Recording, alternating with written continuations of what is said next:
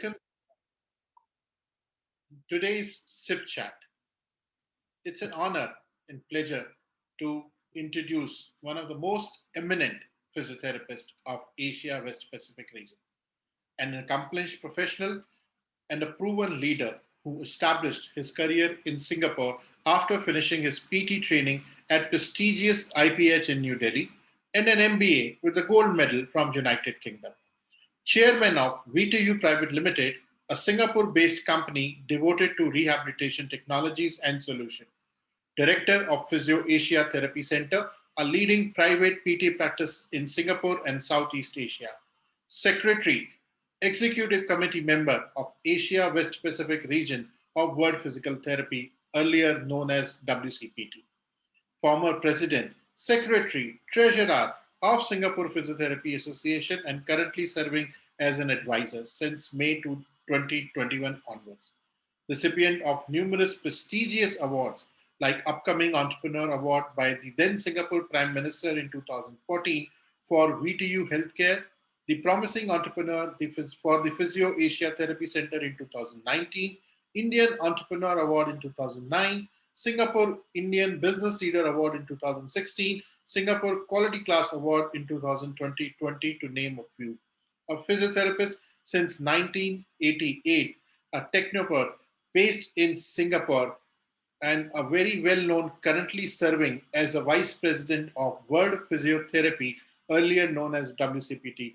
Ladies and gentlemen, please join me to welcome Dinesh Verma for today's SIPCHAT. A very good evening, sir. You might have to unmute yourself. Hi. Hi, a very good evening, sir. Good evening, everybody. Good evening, Nitesh. Lovely to see you here. It's a pleasure and honor to have you today with us, sir, for a SIPCHAT. I hope everything is okay. I know all of us are going through this pandemic. I hope everything is fine at your personal family. Fortunately, we are quite safe here in Singapore. Yeah, everything is in control. Yeah. Let's hope and pray that this pandemic ends soon and we get to meet in person, in conferences or in exhibitions and personal visits as well. Absolutely. Yeah, absolutely. So, sir, without wasting any more time, let me start with our conversation. We have excited questions for you, and I'm sure our audience would like to hear and learn from your journey and experience so far, not only as a PT, but also as a technopreneur. It's a new word which I've learned while talking to you all this while. So I think we have a lot of learning waiting for us for next 1 hour. So my first question to you is, tell us a little bit about your early days, your school, growing up in India, and what made you choose physiotherapy? Okay, absolutely. It's a long journey, but I will start it here with you all. Before I proceed on my journey, I wish everybody a very happy Father's Day today. Happens to be today. Yeah.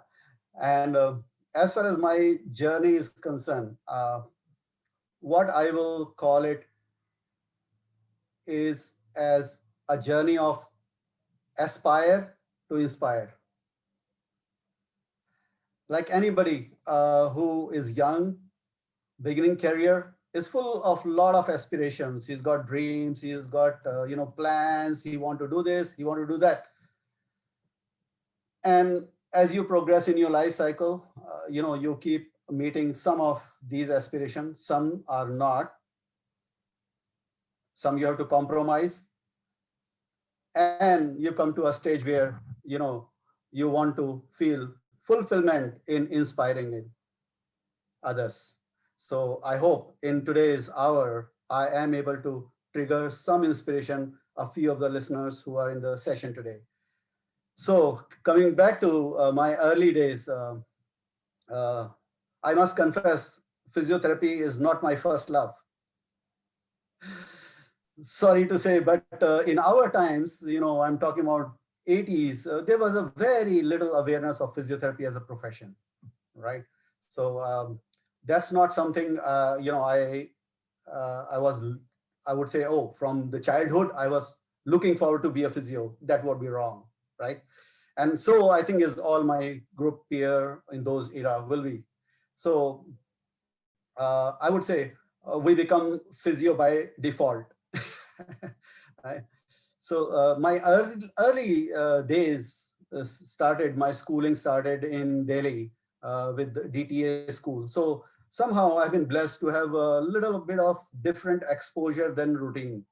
So my high schooling was actually done in a school called DTEA, Delhi Tamil Education Association, Lodi State. It's very unusual for a Delhi guy to be in a Tamil school with the 90% of my classmates who were Tamil students. So I have most wonderful friendship with them. Even today, we are exchanging a lot of messages. So while even I was in the school in this situation, let me tell you about my first love now. My first love has been more of the performing arts. Oh, I love dramatics. I love stage. And when I was in school, I kind of I broke the ceiling whereby I brought this, representation of school in zonal level of competition. And from a Tamil school student going in competing with all great Hindi school, students, I managed to win competitions in our zone for recitations, mono actings. so basically, we should not be surprised at what you are. This is not a new phenomenon. That's this thing. Uh, I think probably some instincts have always been there to do things differently. Right.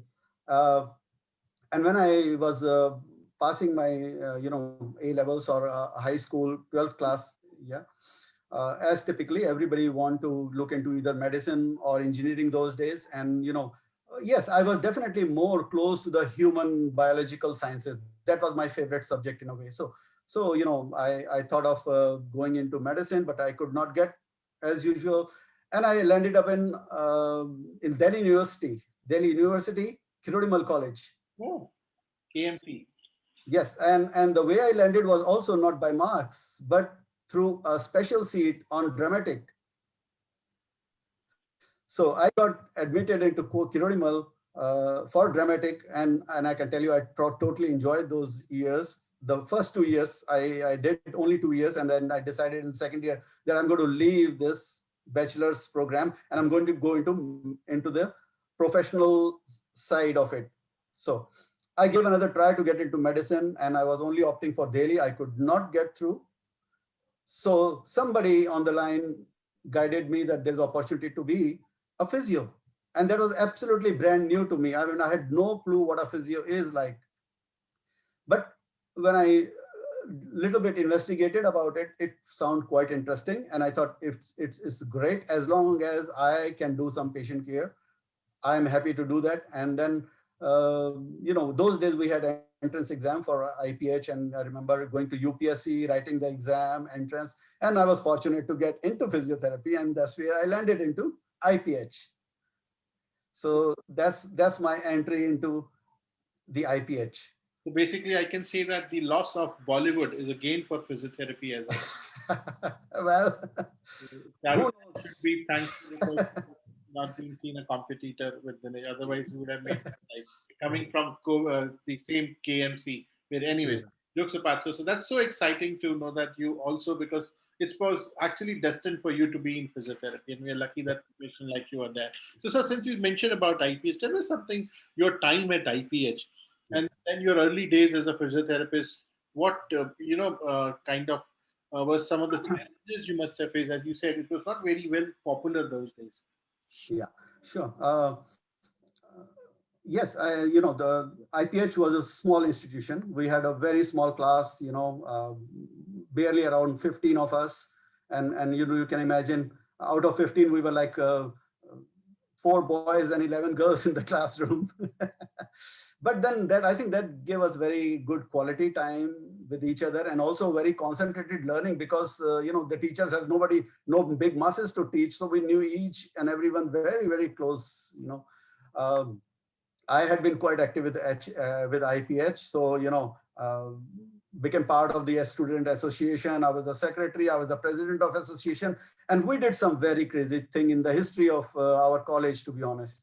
Because I got taste of Delhi University, so when I came to IPH, I had this big craving that we should be doing college festival. You know how in Delhi University and I am sure other states also, they have, annual college fest going on.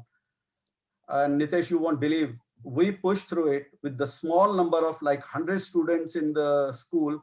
We conducted the very first college fest at Pyarilal Bhavan Auditorium, ITO, in 1987. Oh my God. And physiotherapy college doing that. Yes, a physiotherapy college doing that. And that too, the numbers were like, you take the all 3 years and OT and PT, not even 150 students. My I can imagine. I'm not surprised, sir. I'll tell you why. Because I've seen you standing on the stage of WCPT during the inauguration of conference way back in 2016. Thank you. So I can't even share my feeling that seeing an Indian speaking in the inauguration of a WCPT conference in Singapore. So I can very well imagine what it must be. So that leadership stint was there from It, very beginning. yeah. Yeah, and not only that, we brought our we created a drama. We brought it to the competition in the Maulana Azad. We got the second prize. So the whole college was so surprised that we could reach those height. In this, nobody had ever dreamed of it. So I think there was always some instinct to do something beyond normal for me. Yeah. And that's fun part of it. But seriously speaking, yes, I have to study also, and I have to learn something also. So that went well. I wouldn't say I was the cream of the crop students, but everything went quite smooth. And we came to the internship. So I had the privilege to be doing internship in AIMS cardiothoracic unit with Chawla ji and Vishwaprakash Gupta. So he has been my mentor, amazing person. He's still there to guide us. I'm so blessed. We still talk to each other. Still, even every monthly we'll have some exchange of messages. So great personality. We had a opportunity and privilege to host him also. One of our Yes, chats. So he had great time absolutely. to share. He's an inspirational guy as well. And then when I finished my first internship, my second was at GB Pant Hospital. So when I moved there, actually that time they had just starting the cardiopulmonary. So I would say I was kind of in a way put the foundation stage stones for cardiopulmonary physiotherapy in GB Pant Hospital. Before that, they were not doing that. Since I had exposure with the AIMS, and I carried out, and we started up, and then they carried it on. That was very fulfilling at that point of time. Being an intern and you're able to do something so valuable to the organization. I'm sure. So it was 1988. That's when I graduated. Mm-hmm. 88. So my wonderful time with IPH. Lovely. So, sir, you must be one of the very early PTs who went and did your MBA. Why did you choose an MBA over a specialization in a physiotherapy? And what made you go to England for that? Okay. Let me make a little bit correction here. I did not go to England, but I did British program. Okay. Okay. And the British program is from Hanley Management University. It's very prestigious university in management in United Kingdom. But the program is a joint program which is held by Singapore Institute of Management. So okay. So it was like a distance learning part-time program. So we used to have classes from 7 to 10 in the night. Mm-hmm. So I was working full time in the hospital. Mm-hmm. And then after finishing work at about 5:30, then heading to the class starting at 7, and then come back around 11, and then follow this routine for 3 years. My God. And you successfully come out of that with MBA. But what triggered me was, yes, I had started working and I was like thinking of career path. And when I saw within the clinical context in our organizational setup, I will be probably be a head of department. And I think I was looking something beyond that. And I somehow was intrigued by the management aspect of it. And to start it up, it's not straight away I jumped into MBA. When I got interested into a bit of management, how the department is functioning, how they're setting the objective goals, and how they're doing, processes and all. I thought I should pick up some formal education into this area. So first, actually, I joined a program called Graduate Diploma in Business Administration. Okay. So that was a one-year program which took any graduates who want to taste what management is like. So you get a different aspect of human resource, financial management, marketing management, and so on. So when I did that program, that actually triggered my interest further to continue and go deeper into management and pick up an MBA program. So I was quite comfortable with the Singapore Institute of Management. It's also a very prestigious institute here. And since the program was convenient and I was still responsible for the family and the bread in the family, and I already had my daughter born. So there's no way we could, leave the job and do full-time study. So I opted for this option, and I did it, and did it quite successfully, I The believe. gold medal. Yes, well, that's quite a surprising for me because when I look at my MBA class, I was the only odd guy who was actually a clinical person who's doing 9 to 5 clinical job and had no background of management and was not even practicing that task in day-to-day work and activity. Whereas all my classmates were like, they were marketing manager, operations directors, and some vice presidents of the company because this is a mature learning program. So you get already people who are actually holding good positions. Mhm. And I was quite, that probably was say, yeah, was a bouncer to me. Like when I got announced, and I was not aware that I'm getting gold, you know, award for this. And when I was called on that day on the stage, that was a big moment. I can correlate, sir. I have gone through that experience when a person who comes from a degree in a clinical background and tries to get into management. But I think hats off to you. You have done it successfully, and you have become an inspiration for a lot of young PTs to choose a path which is not conventional. Thank you so much for showing that path to us. So, why did you choose to relocate to Singapore? And was that journey difficult? Uh, Singapore, I came, I would say, quite immediately after I graduated, but this was not my first step actually. Uh, it just happened for some reason probably. Mhm. I mean, I had just graduated, and within 6 months we got this notice in our college that there are vacancies for physio and occupational therapist. There are two positions only in Spastic Society in Johor Bahru, which is just next door to Singapore. It's a part of Malaysia's southern tip, and what connects Singapore with Johor Bahru is just Right. a bridge, and which is about say about a kilometer stretch. And we then I actually applied for this position in Johor Bahru to explore a different work atmosphere and culture and environment and see, because very young, very enthusiastic, and want to see the world. That was very much in the DNA. And I had a very close occupational therapy friend as well, and we both kind of spoke to each other that, okay, if we both get the job, we will go, and if we don't get it, forget it, we will not go. Mhm. You're in a very different land, country, and you need at least somebody to be close to you to talk. But I don't know, for whatsoever reason, we were surprised that we both got selected for the job. As destiny had it. It's still known Destiny had as it in hand. popularly. So yeah. The Johor Bahru, that same JB, it's popularly Yes. known as JB. Yes, JB, Johor Bahru, yeah, Right. that's right. So we came to Johor Bahru, but unfortunately, I think we had a bit of mismatch of expectations. We were very enthusiastic to do a lot of things, a lot of bubbling ideas and do this, but there was scarcity of resources to support those, and we felt, if we bottleneck our energy, it's going to be very frustrating. And that's when we looked into Singapore. And very interestingly, because at that time, you'll be surprised, Singapore had no physiotherapy educational colleges yet. So Singapore was completely relying on foreign people to come and support, or those who have been sponsored by Singapore government to go overseas for study to, to take care of this needs. So when we walked, to be honest, the first time we literally walked on the foot to Singapore with passport in our pockets. Okay.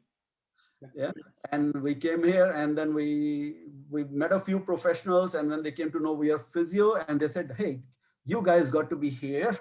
And then we had a few discussions, and we found the opportunity, and we made the decision that we want to move on and move to Singapore, where we can do the things that we aim for and hope for.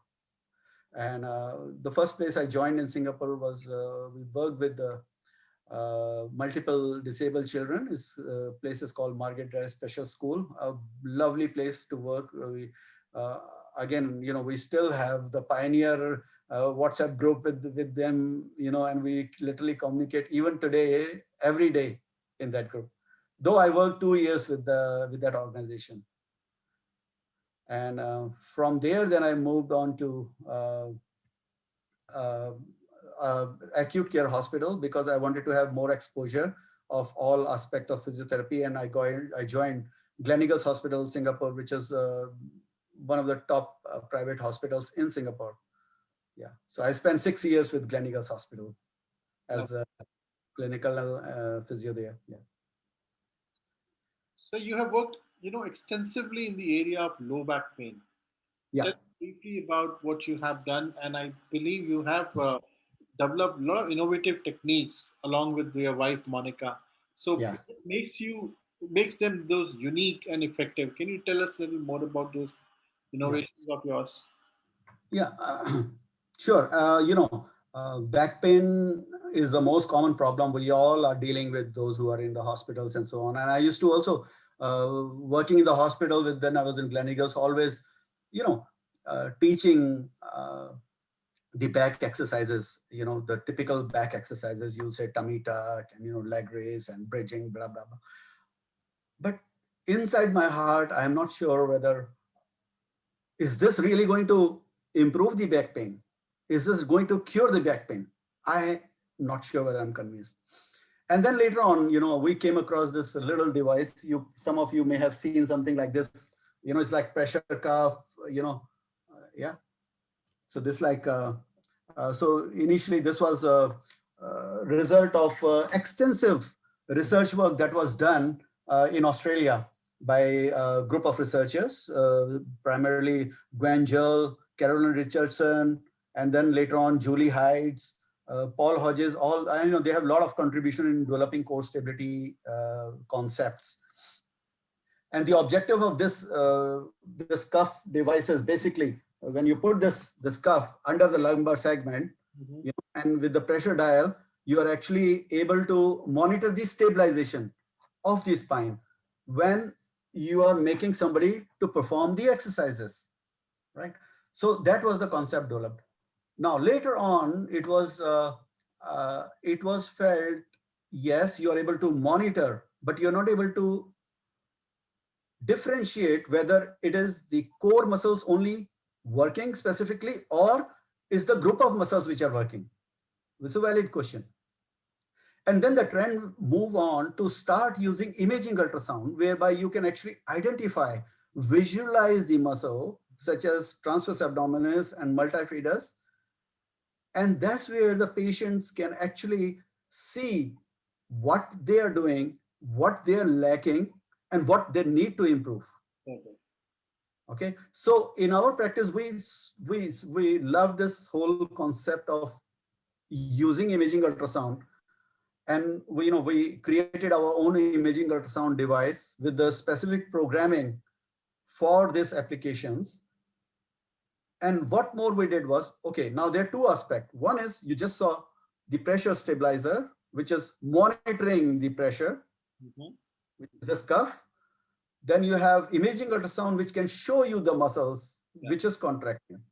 Now in our innovation, what we did, we combine them both together through the development of a software. So we created this simple device that you see here, okay? This simple device with the electronic box that does much more accurate measurement of pressure change, because you have to work in few millimeter. Mhm. Unfortunately, the mechanical device list like this is not that sensitive. You know, this is good, but I would say this is good for the home use kind of scenarios. But Yeah. in clinical, you want to do documentation, most accurate, recording, then you have to have a software driven electronic sensor device that we created the hardware for it, and then we created a software, and the software would integrate both together, just like I can see you and me on the screen. Mhm. So imagine you become pressures and I become imaging ultrasound. And we can see Okay, both together. so you can see both. So what you can do is you can actually see what muscles are contracting How much? and how well the stabilization is held by engaging the right muscle. Right. So this whole concept that we have developed, we have called it as SCORES, which is SCORES Back Care Program, which stand for spinal, S for spinal, core, and stability, spinal core stability program. So yeah, that's a little contribution on our side that we feel happy about. Lovely. So you have been very active in the area of technology and physiotherapy. And I Yeah. assume you are a fundamentally believer of in efficacy of physiotherapy modalities.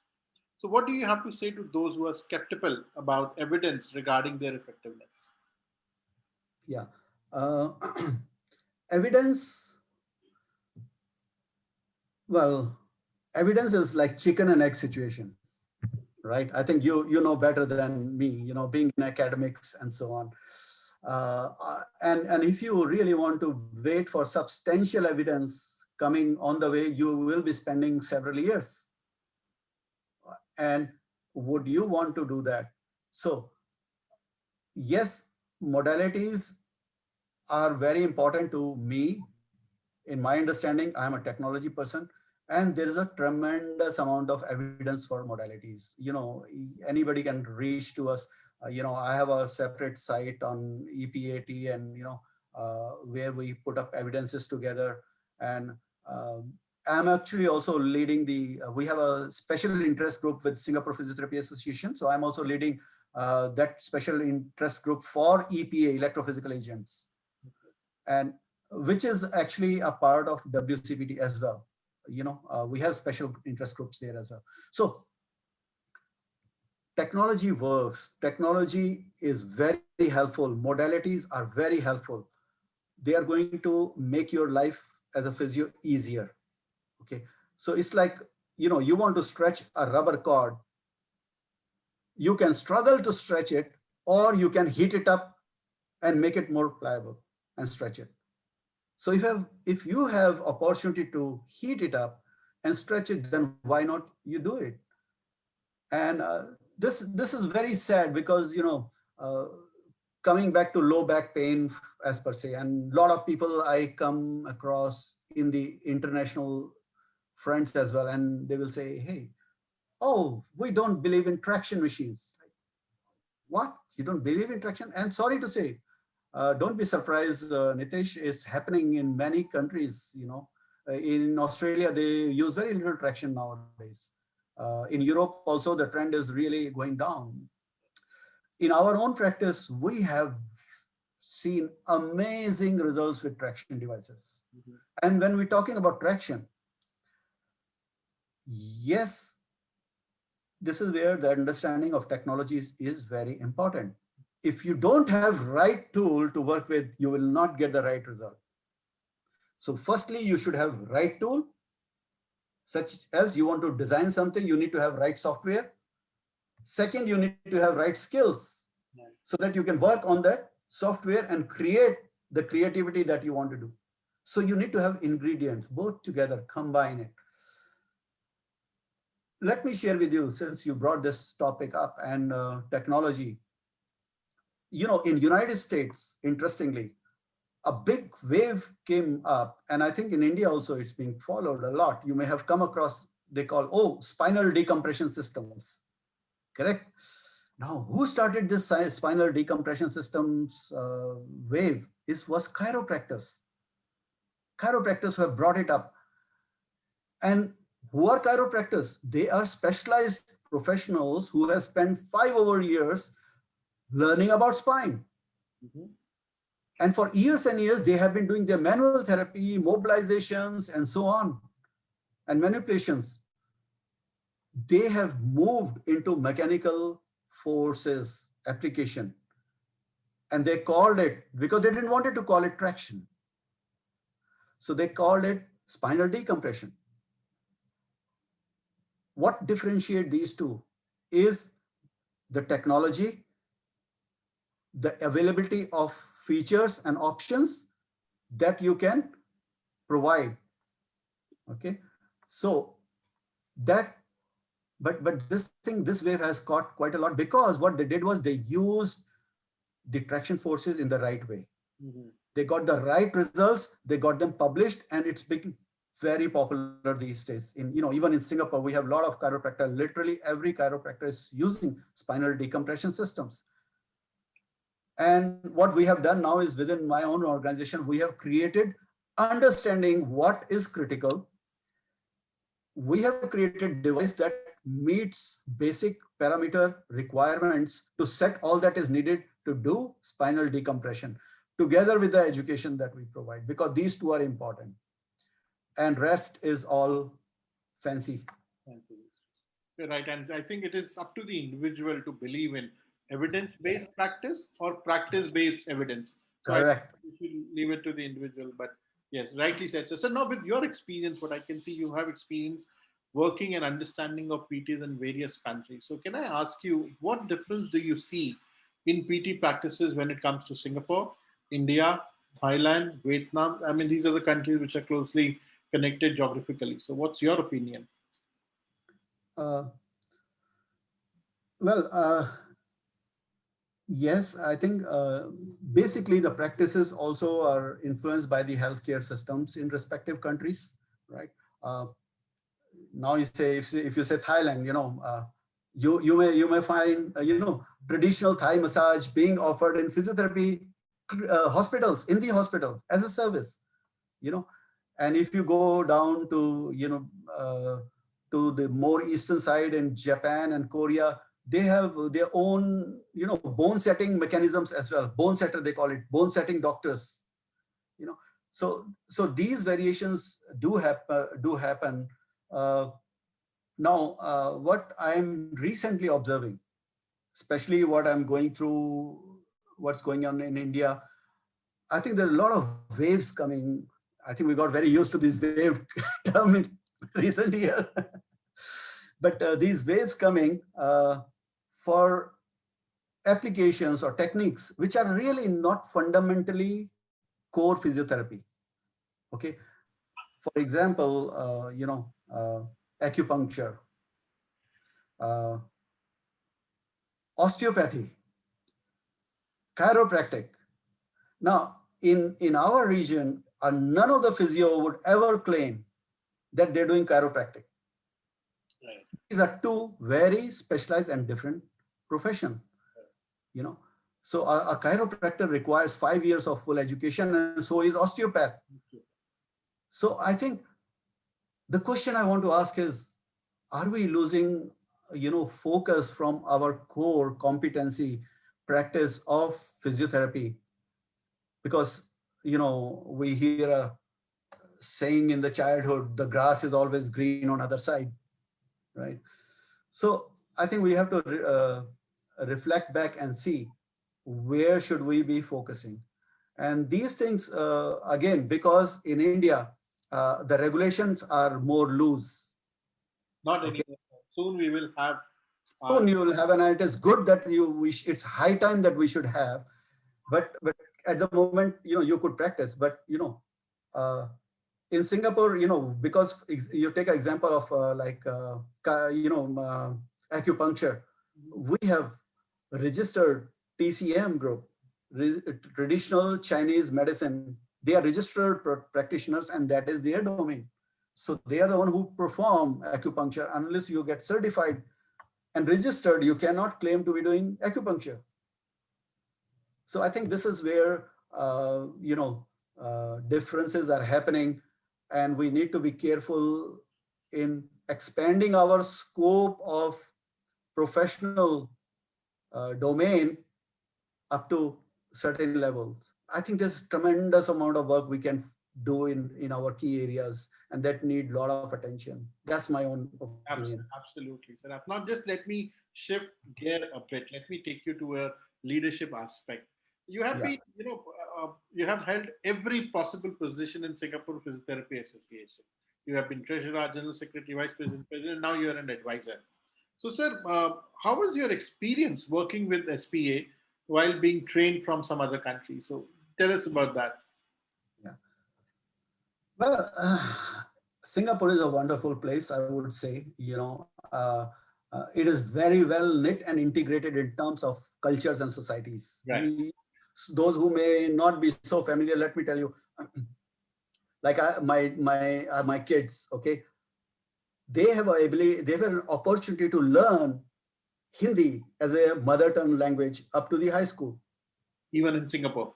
even in Singapore. So they can read and write Indian language, and you will be surprised. Not only that, if you are a Tamil speaking person, you have opportunity to learn Tamil in the school, because the system here promotes you must retain your Identity. heritage, language, and culture. So we are quite blessed that it's very well integrated. Now, coming to SPA, when I came to Singapore, this profession was very new, and we had only handful of physios. They were here, like I would say about 250 or 300 physios when I was first here. Now we are more than 2,000 in Singapore. And, you know, I had interest to come forward, and, when we come forward, and uh, it was very welcomed. It has been, I have never felt any uh, issues, any concerns working with the atmosphere that we have here, which is so conducive and wonderful. Uh, there has been constant encouragement as long as you are able to deliver, and that is more important. You know, uh, what is interesting is when you work with association, okay, what I learned was you work in a team with different background people. Now, some are coming from very strict, say, hospital protocol oriented, ministry oriented, protocol oriented backgrounds, some coming social service sector, some coming from private sectors, and so on. And it's very interesting to actually learn from each person's thought process, how they think, how the decision making happens.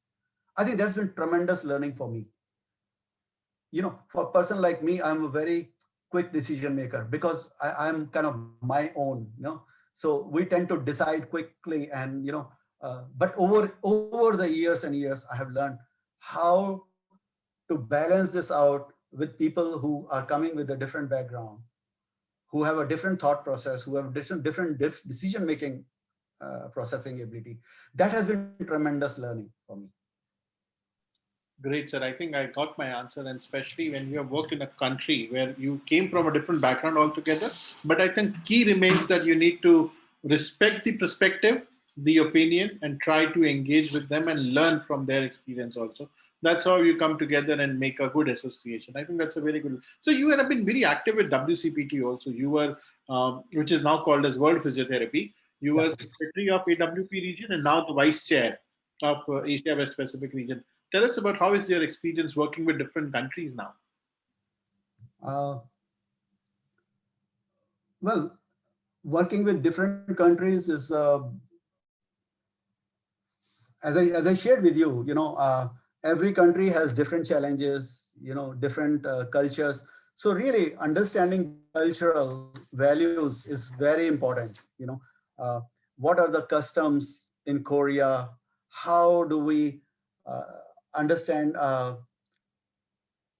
Japanese person's thought behavior? That's very, very, very different. So what I would say is, yeah, it's been a phenomenal learning experience in that aspect. you know, because not only just for WCPT, I have been fortunate to actually interact with different countries because I have done a lot of regional trainings, teaching trainings. I have been running a lot of EPA related training seminars in entire Asia Pacific. And, that's really made me interact with them. Uh, but I would say overall, the entire Asian region is very, in a way, same platform because our Asian thought processes, mentality, and the values, they are quite similar. There is a deviation and variation, but on the ground, it's quite similar. Quite so. I agree. So now let me move on to another question, which is actually close to my heart also. Tell us something about your journey as a successful entrepreneur. And if I may ask you, the role of your significant half, or better half, what we call, please comment to the following phrase. Behind every successful man, there is a woman. So tell us something more about that. Uh, you said behind every, I can't hear you. Behind every successful man, there is a woman. Okay. Well said for 20th century, I would say. Let me rephrase it for 21st century. I think I would say it, behind every successful person is a spouse. Very well said, sir. Very well rephrased, of You course. know, I think uh, no deny, I think I have been fortunate to have support from my spouse because it's been very challenging, as a family, with the kind of my routine schedules, travels all the time, and for her to be balancing the family, and she has been full time worker. She's all the time full time worked as a physio. So to balance her career with the family, and for me, I think absolutely I'm blessed. But what I would want to say in today's world, it is not about men's success also, it's also the woman. So equally is important when a woman is building up her career path, there need to be a support of the men as well. Counts as well. And that's why I corrected that. So well, we are fortunate, and then I hope and believe that what happened in the family got a bit inspirational even for the children. And my daughter is also a physio. I'm not sure if you know or not, but I know, my I know. I'm very I know. I remember discussing with you in 2016 when so about. she graduated from Curtin about going to be 4 years, from Curtin University. Yeah. So did I answer completely or probably not yet? Hear more about your journey as an entrepreneur as Oh, okay, okay. Journey as an entrepreneur. A journey as an entrepreneur actually started with very early thought. Not that I had really planned for it in a way, but I would say instincts were always there. Um, so when I was working in the hospital, and I used to see a lot of these sales executives all coming to do product demonstrations, and we asked them certain technical questions they were not able to answer correctly, and I felt kind of gap there, that in the industry and professionalism there's not enough communication that is there. And that was the time I was doing my MBA in the final stages.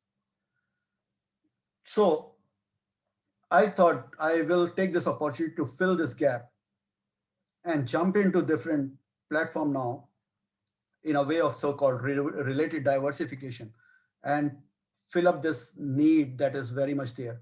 So I joined a company that was dealing with the product sales and marketing, and I picked up the business aspects over there. Uh, but it's always been a balance between. I would say I'm fortunate to have being a very multitasker. I'm able to do a couple of things at the same time in a way. So while I'm doing this business, I'm also doing some clinical development also, and I'm so getting involved in teaching. So I joined this company and I started working with them. and later on, some opportunity came, with this big company. I think in India, everybody probably will know the Chattanooga brand. And that time it was a very small home based company in Tennessee. And that was in year 2000. I came in contact, and they asked me to take care of their Asia Pacific business development. So I took this opportunity with them as a consultant while I was building my own business. Simultaneously. I was holding two portfolio. Mm-hmm. Okay. So in fact, three portfolio. One is consulting with them. Second is building my own business. And the third is ongoing clinical activities, which was always in the blood. Could never get that out. So for 15 years, I basically one man show build up this whole business for them as a consultant. And even in India, I introduced, I remember during IAP year 2000 IAP Congress when was held in Ashoka Hotel, the front cover we launched at that time with the logo of Chattanooga up there. And then I continued that for 15 years.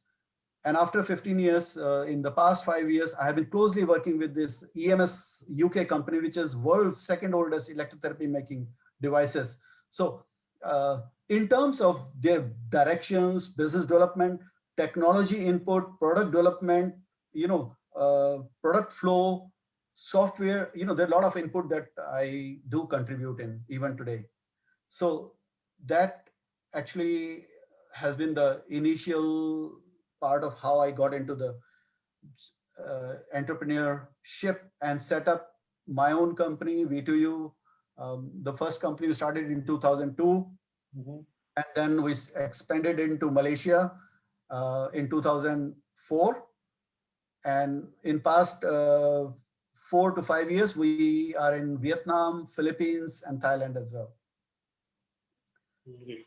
So I think that I got the key. The answer for being a successful entrepreneur is that you need to be a multitasker and should be able to maintain the right kind of a balance between different tasks.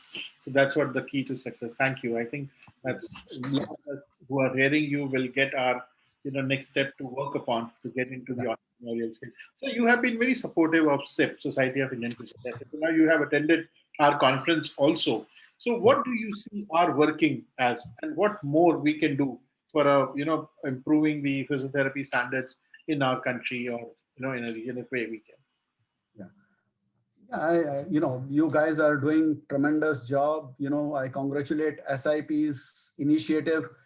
And in the rough time when you came out with this whole idea and concept, so I'm very well aware of, it was perfect timing for you to launch this initiative. India is a huge place, with so many professionals. They need a lot of such initiatives as you guys are doing. I think last 2 years have been turmoil for everyone with the COVID situation. I can understand the situation. I see you doing great congresses. They're absolutely international level organization in the way you actually conduct the congresses, which I did attend as well and presented as well. And I think you can probably look at focusing a little bit of, facilitating research work with the younger ones who come out, possibly having some form of research grants. If you're not having, maybe look at industry, look at some, people who can contribute and, facilitate these research work in the young generation. I think that will be quite good. Yeah. No, I think that's what I reminds me of saying great mind things alike. I think our founder members have already thought about what it is. This is the fourth year when we are Yeah. running for a SIP research grants, and we provide 4 such grants every year, up to 1 lakh rupees. So that's been ongoing for 4 years. And Excellent. your idea will further standard, link it with the industry. I think that's something which I keep Yes. right now. We can further expand to it.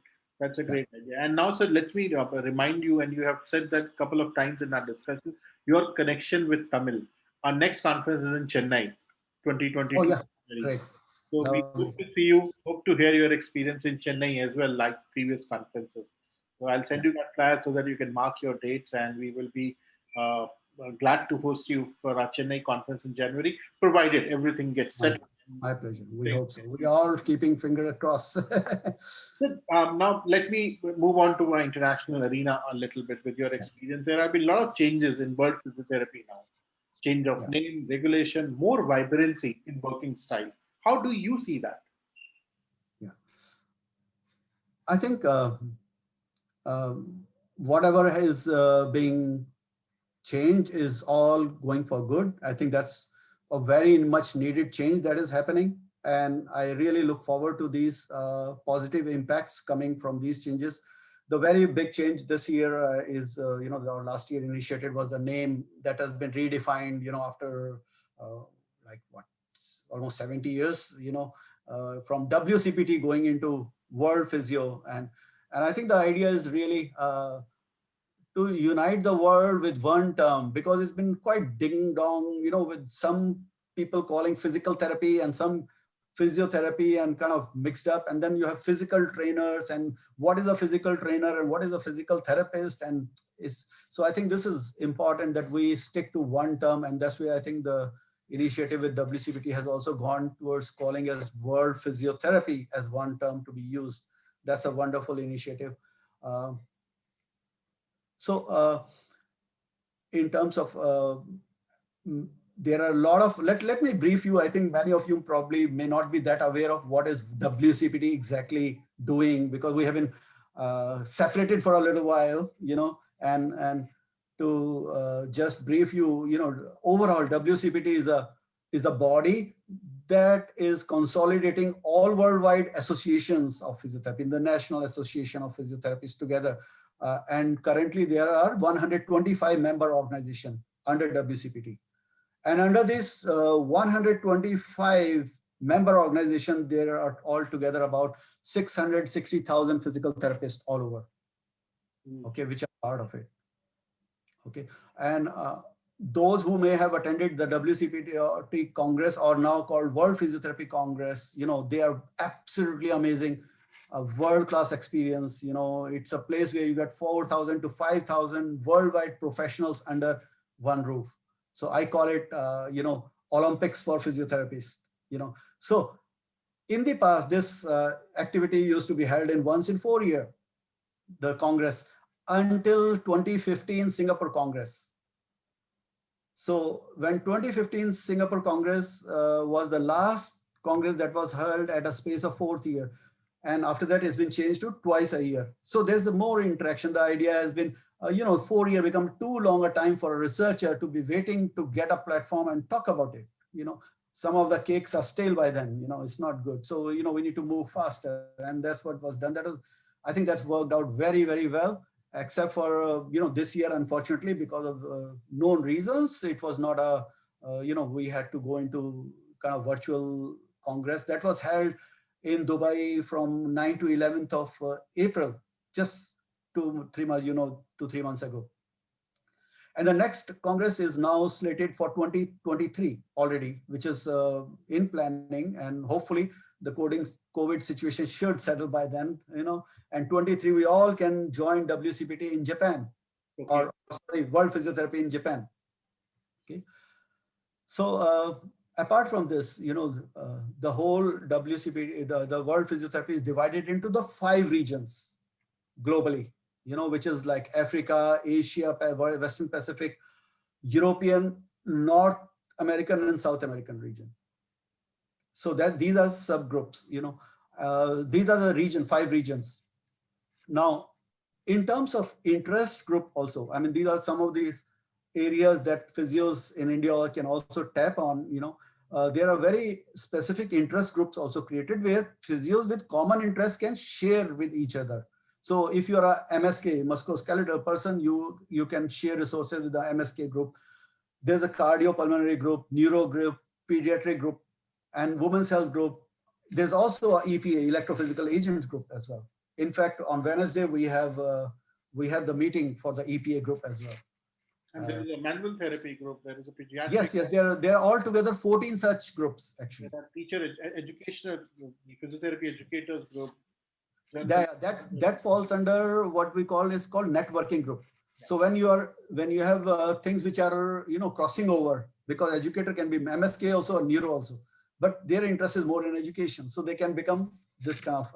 So there's a lot of interesting things that World Physiotherapy is offering, and I think in the past years we have seen quite a bit of resources development, materials development, and I think every association can actually benefit from that. No, amazing. I completely vouch for you. I myself have attended three such conferences: Yeah. 2007 in Vancouver, 2011 in Amsterdam, and 2015 your own conference at Singapore. Yeah. Unfortunately, we missed the 17, which was supposed to be, which happened in South Africa, I believe, South Yes. Africa, and then 19 was in Dubai, and 23, as you said, will be in Tokyo. And Yeah. hope to see you in Tokyo. And we would be, there was a good number of PTs now who would be able to travel at the members rate. So I think that will be a great opportunity. Tell us something more about AWP region, since you are a vice chair now. Yeah. This is Yeah. something what you're doing currently as a vice chair. Tell us Yeah. something more about this AWP region, how it functions. Yeah. So as I said, this is under the five regions of World Physiotherapy now. In AWP region, which is actually a huge geographical region, if you look at that. So it is actually spanning from Middle East down to New Zealand.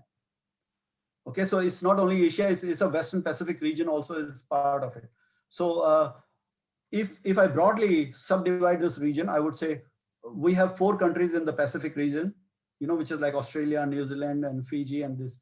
Um, and coming up in the East Asia, we have six countries that goes towards Japan and Korea, that region.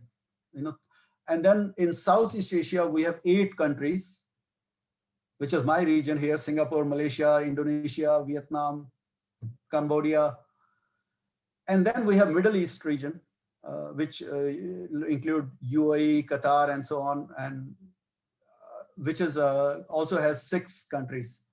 And also South Asia, which is India belonging to, and South Asia is India, Pakistan, Sri Lanka, Bangladesh. Yeah. So also 6 countries. So all these make 30 countries in the region. So now in our region also, we also hold regional congresses, right? So I think, Nitesh, you may remember that we had 2009 Mumbai. AW Asia Western Pacific in Mumbai. Yes. Dr. Dastoor was the organizing. We had a glass. Yes, Dr. Savita and Dr. Dastoor and all those guys were involved. But yeah, it was a bad timing slightly, unfortunately, because you remember the incidents happened in the Taj. Yeah. That was just a couple of months Yes. before, so that had actually impacted a bit of foreign delegates to travel. But I mean, I would say that was a very well organized event. I personally was there. In fact, that was my first speaking on entrepreneurship in that congress. I remember very well that conference. Yes, we were Yeah. part of. So we do organize congresses in the region, but at the moment it's going once in 4 years. So we were supposed to hold the Asia Western Pacific Congress in Hong Kong last year, but because of COVID, it has been postponed, and we're going to host it next year, exactly a year later, which is I think is about 18th June 2022. In Hong Kong. In Hong Kong, and I'm quite optimistic by them. Travel would open up, and although we are talking about a hybrid at the moment, which will include in person and via webinar concepts as well, but we will see how finally it happens. I'm also the co-chairperson for this Congress for Hong Kong, and actively working to make it success. And yeah, apart from all these activities, I think we are really looking forward to do much more for Asia Pacific region this year. And with the reorganization of whole dynamics between the central physio world body and the region, and I foresee a lot of strength can be gained. And we're looking at my personal view will be, how can we get more integration in terms of interest groups within Asia Pacific. I think those are a bit lacking, so we need to trigger our member organizations to get actively engaged into this. No, I'm sure with your leadership and people like the current president who is doing her second, the current chair who's doing a second term, and Gillian Wing, I'm sure that will be a lot of new change and positive change which we look forward. Now, let me ask you something personal. You have spent a good number of years in professional life now. What are your Yeah. most memorable events or days or incidents what you could share with us?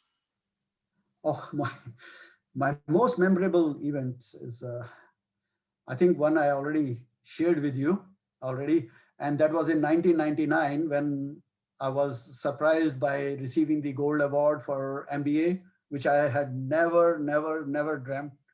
And it really was the biggest surprise of my life. I had never thought I would be accomplishing that.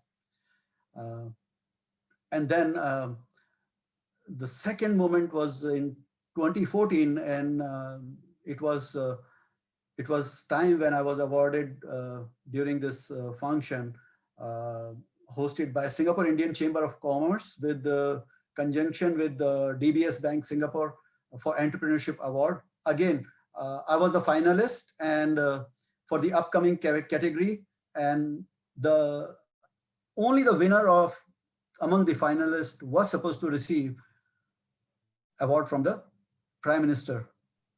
And I was really thrilled to have that opportunity to be receiving the award from Prime Minister for upcoming entrepreneur category. No, I think it is great in Final moment. coming from a different country and making your marks in a country like Singapore, receiving and being admired by or awarded by the Prime Minister. I think it's a great achievement, and I think you deserve all these things because of your work what you have done in the past. And the final one will be, yes, I think, uh, which you shared with me during WCPT platform.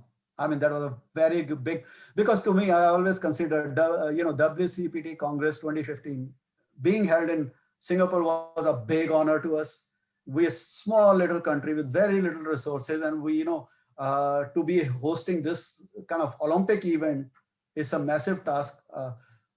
And I learned a lot with the people like Tracy from the WCPT, organizing their team, how professionally they run the events, a lot of learning, and going to the stage and on that platform full of almost 4,000 professionals, and addressing to them was overwhelming to me. I Yeah. have that picture still where you are because I put it on my social media while you were talking. So it was such a proud moment for us. So I can imagine what it must be for you doing Yeah. that. For us, seeing you being an Indian trained physiotherapist doing it at awards, it was an amazing experience. And I can very well, connect with you on that. So that's a great. And now since we're coming to the end of our talk, I also want to, what message do you have for young Indian physiotherapists? Uh, Message to the young physio. I think a lot of advices are given. Okay, stay focused and have passion and all. I wouldn't repeat those. I will share the key philosophy that I really keep in my mind, and a message given by one of the gurus in the management, Shiv Khera, that says winners don't do different things, they do differently. And that has always been my motto. In the things that we try to do, we try to create differentiation. That's very important. And remember, uh, only thing constant is change. you know Everything around you is somehow changing: economics, dynamics, relations, technology, interventions. You got to adapt to this change, because if you don't change, you get changed. Very important, sir. I agree completely. I think, and you rightly put it in a word, we need to update ourselves, adopt to new technology. And that somebody, Peter Drucker, has said that the most relevant skill for 21st century is a skill to learn new skills. So I think you rightly said that the change and ready to accept that. So thank you so much, sir. Now with this, we Thank are coming to the ends of our chat. Thank you so much for your time. I know how busy you are. Difference you. of time, you are 2 hours, I think 2.5 hour difference between us in Singapore here. So thank you so much for giving us your precious time on a Sunday evening. So we look forward, and I'm sure a lot of Indian PTs will get inspired with your words of wisdom today. We once again thank you for your contribution towards physiotherapy, not only in India, but globally. So once again, on behalf of all the members of the Society of Indian Physiotherapists, we thank you for your time and look forward to see you for our 6th SIPCON in January 2022 at Chennai. Thank you so much, sir. Thank you very much, Nitesh, and I really thank SIP management team and all the people who are involved in this great cause. Wonderful job. Keep doing it. Keep inspiring. Thank you. Thank you, sir.